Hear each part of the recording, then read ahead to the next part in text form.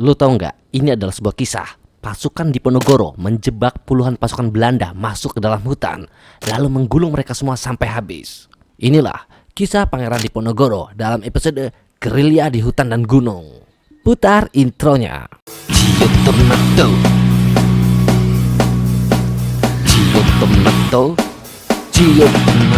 Setelah lolos, Pangeran Diponegoro mengajak rakyat, ulama dan bangsawan yang tidak suka dengan Belanda untuk ikut berperang. Seperti yang gue ceritakan di episode 1, bahwa Belanda membakar desa yang ada di Tegalrejo dan mengeksekusi ratusan penduduknya.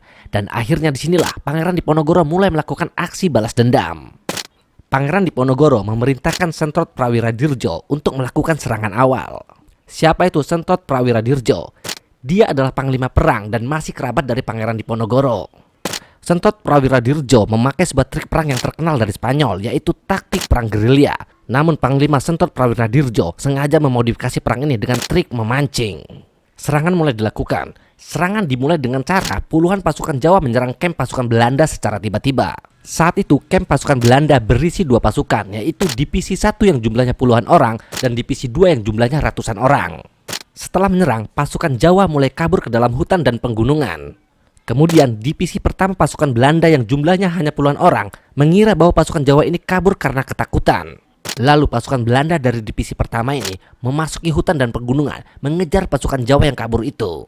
Sedangkan sisa pasukan Belanda dari divisi kedua yang jumlahnya ratusan masih menunggu di camp.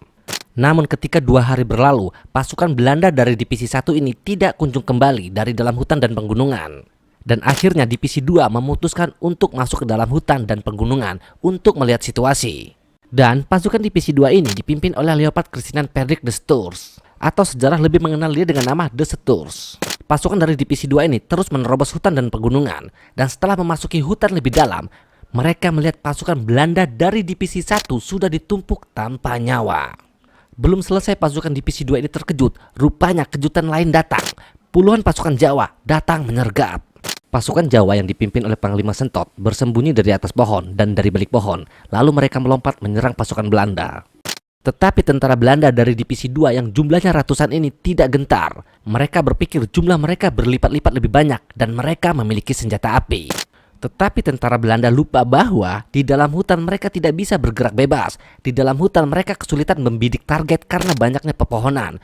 Dan di dalam hutan merupakan habitat tempur bagi pasukan Jawa. Ditambah lagi pasukan bantuan dari Jawa yang dipimpin oleh Pangeran Diponegoro datang membantu.